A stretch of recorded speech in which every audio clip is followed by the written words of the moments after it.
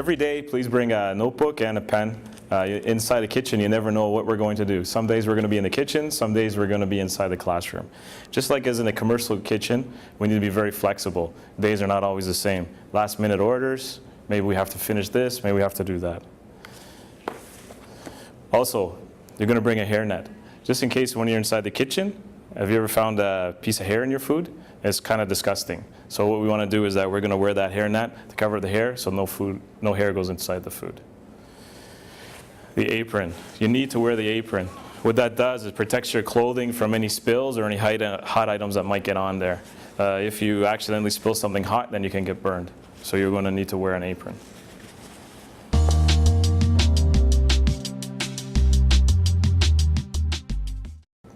Now that you've finished your food preparation, it's important to clean your station.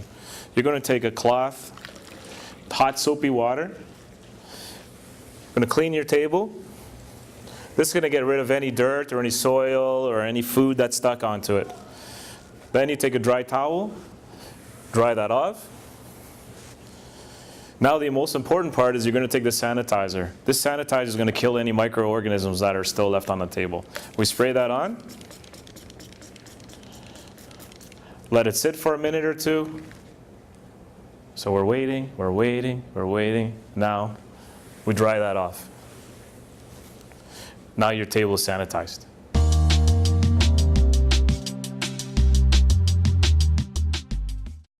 Okay, now once you're ready to get inside the kitchen, you're going to need to set up a cutting station.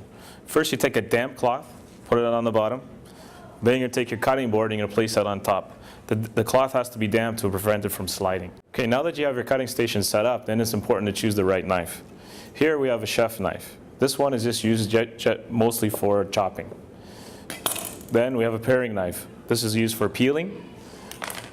And we have a straight edge knife or a bread knife, and that's used for cutting bread or delicate items. It's important to choose the right knife for the right job. The French knife is not used for the paring knife job. You can see the difference in size. It's very easy to cut yourself. The bread knife, you can see the edge here is not used for chopping. You're not able to chop. It has to be sliced.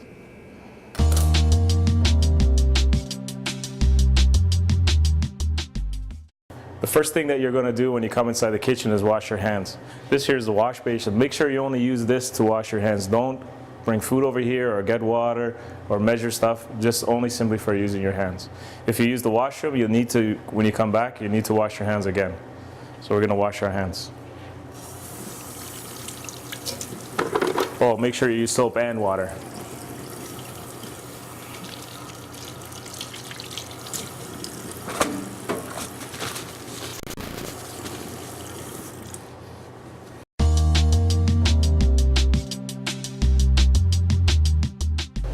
Part of the requirement is that you're going to wear non-slip shoes. Running shoes are fine. As you can see, at any given point, there could be water on the floor, and it's very dangerous and slippery.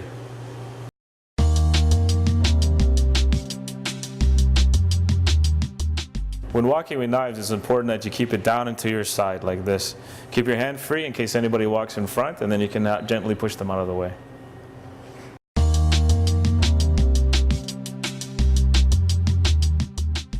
Now that you're ready to cook, you're going to need to turn on the stove. Turn on the stove by using the knob, and the diagram is indicated here. Turn it on. If the flame doesn't start, you need to turn it off immediately, and then give me a shout.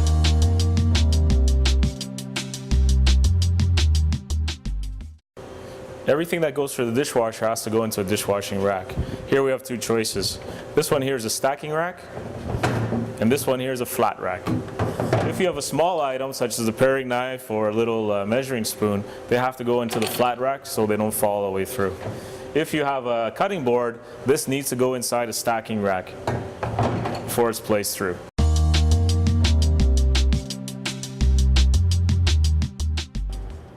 Now that you're ready to wash dishes, the first thing you need to do is to scrape any extra food that's in here. You're going to throw it into the garbage. Then what you need to do that if there's any food still stuck on there, we need to spray it off.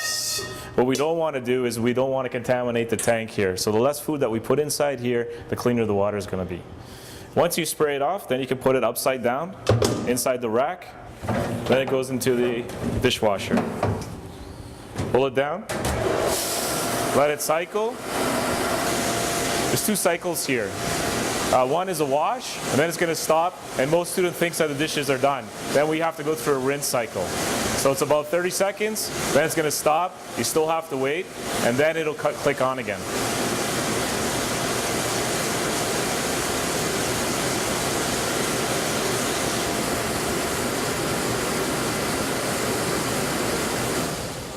So there you think it's done, but it's not. You're going to wait for the next section to start. Now it's a rinse. And when that stops, then the dishes are done.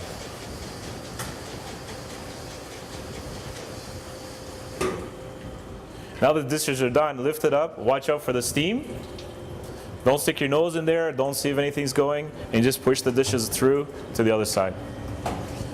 Once they're on the other side, don't dry them, let them air dry, and then put them away.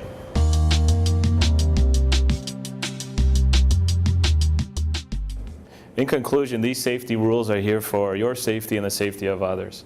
If you don't understand anything before we start, please ask.